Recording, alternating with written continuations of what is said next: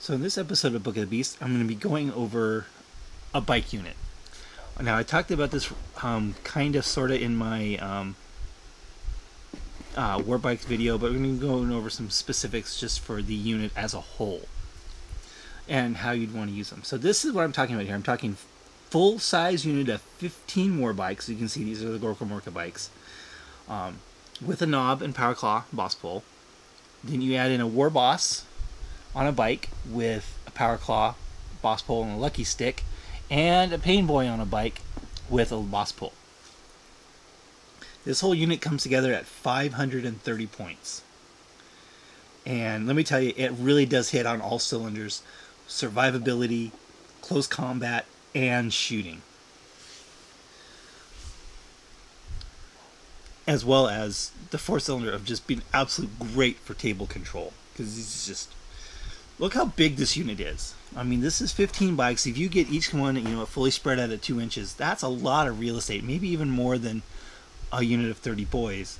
But not only does it take up a lot of real estate, but it can get there real quick. So if you spread these guys out, you can literally get to any point on the board in one turn. Any point on the board. Either shooting, either moving and turbo boosting, moving and assaulting, or move and shoot. There's nowhere that's going to be immune from a unit of this size. Because if you spread them out. So what kind of benefits do we have on here? Well, first, of course, is the insane amount of shooting. We're talking 51 strength 5 twin link shots. If you can get everybody in range, of course.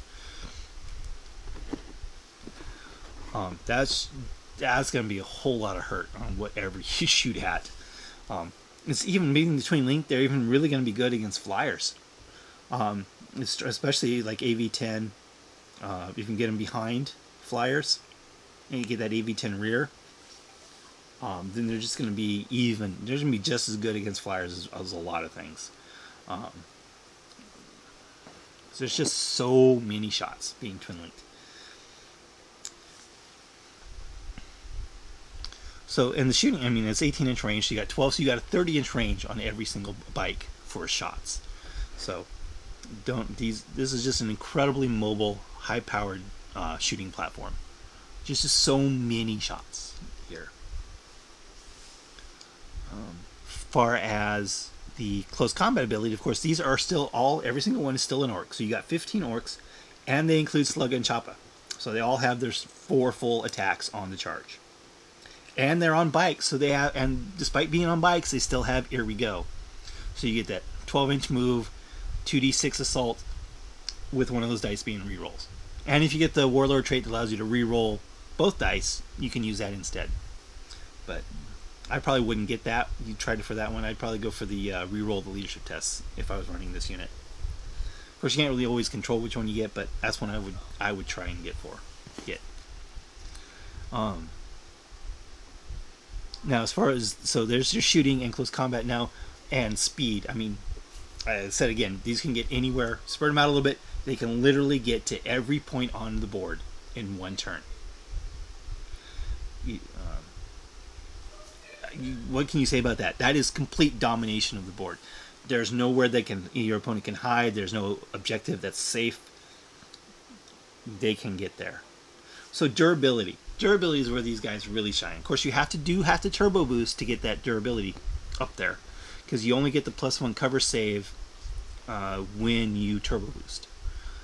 It's not all the time. So you are going to lose in order to get the save. You are going to lose your shooting. So that's kind of the one and only trade-off you have to make with this unit. So you got the war boss with the lucky stick, 3-up cover save, rerollable with feel no pain.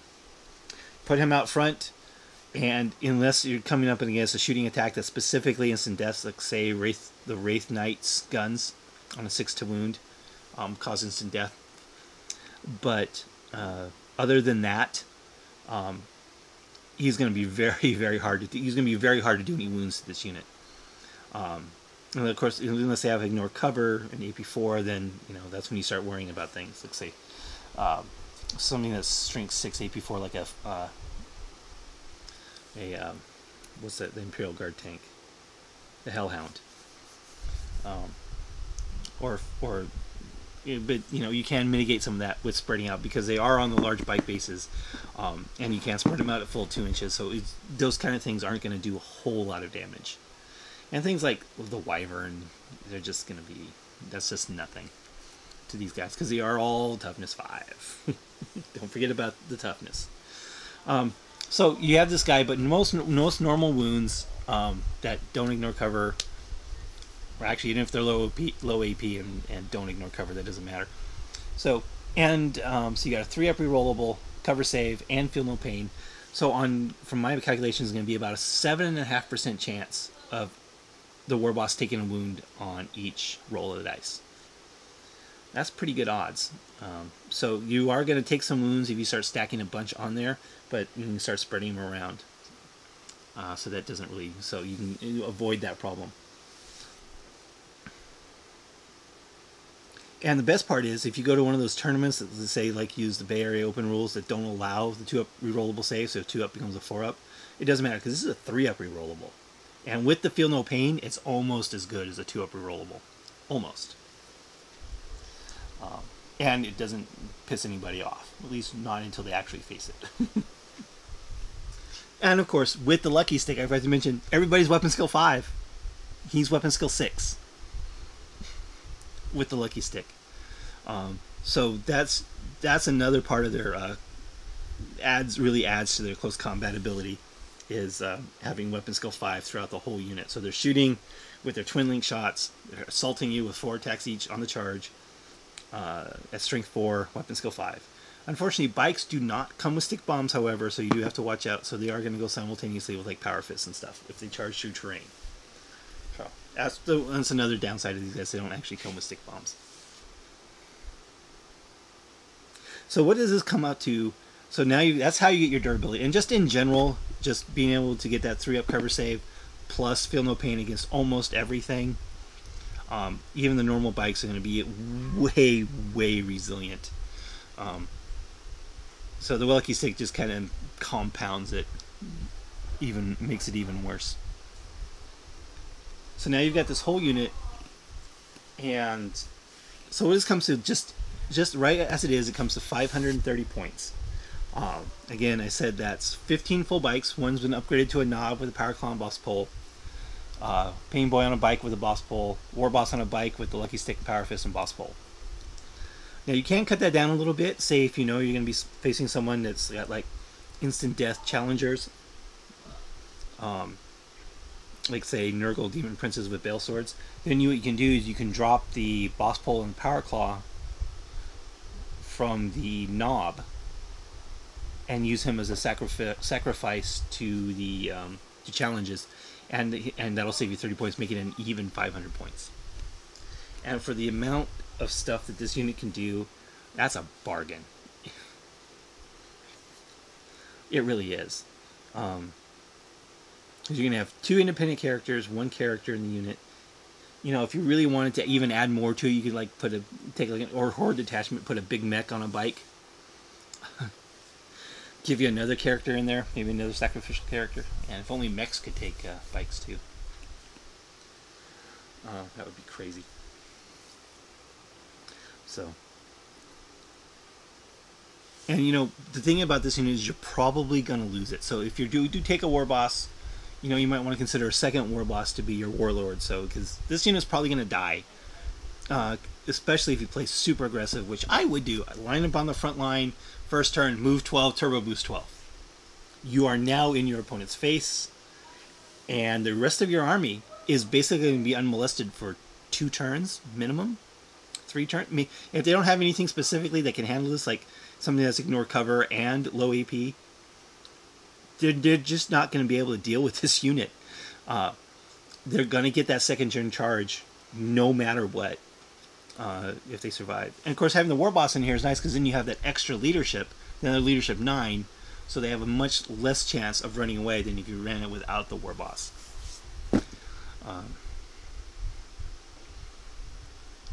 So, and it's just going to be right there. No matter what kind of deployment it is, you're going to be 24 inches across the board. Sure, you might lose a couple guys if you go through dangerous terrain, but again, you have to roll a 1, you have to roll a 1, 2, or 3, and then you have to roll a 1, 2, 3, 4. So even with the Feel No Pain and the 4-up armor save, there's not a whole lot. You know, dangerous terrain isn't that big a deal with these guys.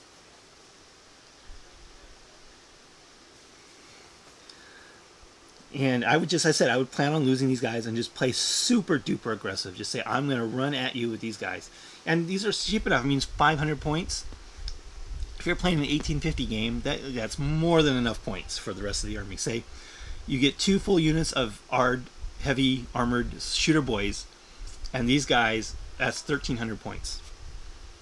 And that's an army in and of itself. That doesn't include the extra 500 points for Ludas or Met guns or DACA jets or whatever else you want to add in there. Heck, you know, it would be really good with a unit or 2 of Death Copters to outflank. So these guys will move up, get shot at the first turn, and the second turn you have Death Copters coming outflank to assist them, to absorb things like the Overwatches and stuff. Or to, you know, if they move things around to kind of protect good stuff, the Death Copters can slide in the sides and avoid the or even shoot off the buffer units, allowing these guys to get to the more important units. So you'd literally be playing the whole game on your opponent's side of the table. And so they spend a turn or 2 or 3 dealing with these guys. Say they've killed a bunch of stuff, and then they're all dead. Now suddenly here comes 60 heavy armored shooter boys that have now walked across the board for those 3 turns and are ready to assault you. Shoot and assault you. It's an excellent strategy. This is both the hammer and the anvil, so to speak, in a unit, in your army. But it is a large point investment. And if you don't have a lot of bikes, you know, you're looking at, even with 20% off, 5 boxes of the new bikes are going to be like $160. Plus, you probably need another box to go with to make a War Boss and Pain Boy conversions. So it can add up pretty quick financially if you want to run a unit like this. But every time I take them, they just soak up so much shooting. They just soak up so much attention from your opponent that the rest of the army just remains unmolested. And that's because you are literally going to go into their face with these guys and say, here, deal with me. And if they ain't got nothing to deal with them, well, then they're in really big trouble.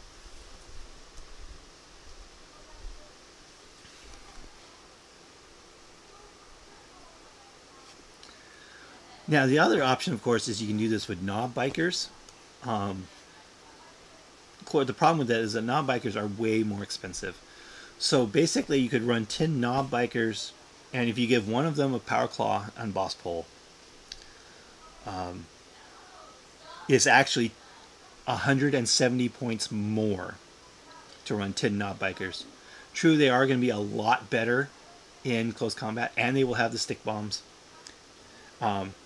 But that's 170 points for 5 extra wounds, and I don't think it's worth it.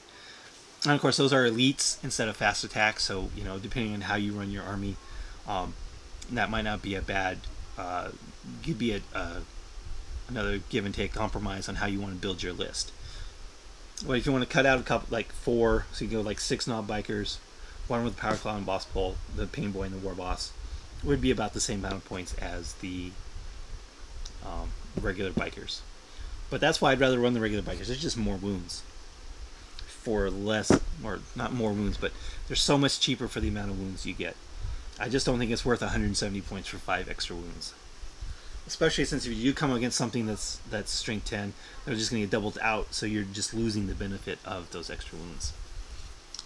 So I probably wouldn't bother with knob bikers over these guys. Maybe in addition to, take an Orc Horde detachment with a second biker boss, or second Pain Boy on a bike, and just run 3 units of Grots. And that's your whole army. My army will play on your side of the table the entire game, except for these 30 Grots sitting here on objectives.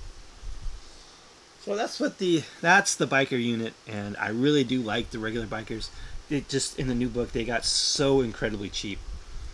They're 3 points less than a Space Marine biker in the Space Marine Codex. They're way better than a Space Marine bike.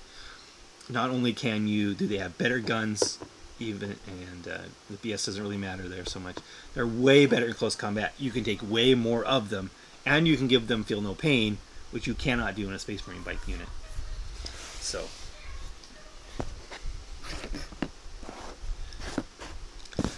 that's what I think about these guys. I think it's an awesome, just an absolutely awesome, very powerful unit that just makes your opponent just have to deal with these guys, and they can be really, really hard to deal with. There's no question about that.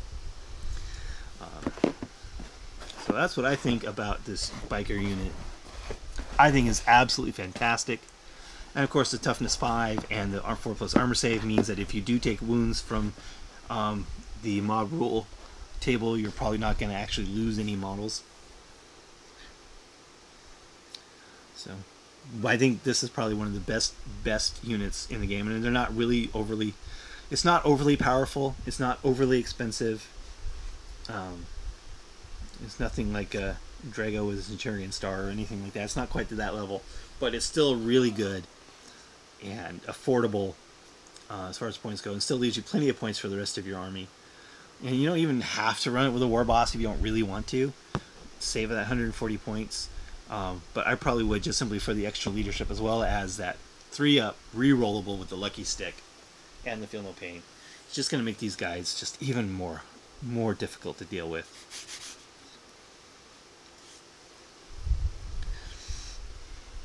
So that's what I do, and I compliment these guys. I said compliment these guys with a couple units of Death Copters, like say just even 2 individual Death Copters, and the other 2 fast attack slots. For that, to get to the outflank and apply pressure. So these guys coming up front, Death Copters coming off the sides, backed up by 60 more heavy armored orc boys, and Ulutas and mech guns shooting you while you're doing it. That's a really great army build, and it's really super aggressive, which is what orcs should be. Orcs should be a super aggressive army. Say, I'm going to come into your face and I'm going to assault you, and you better have the tools to deal with me or I'm just going to wipe you out. And that's what this unit's for. So that's what I'm going over in this episode of Book of the Beast, and I'll talk to you guys later.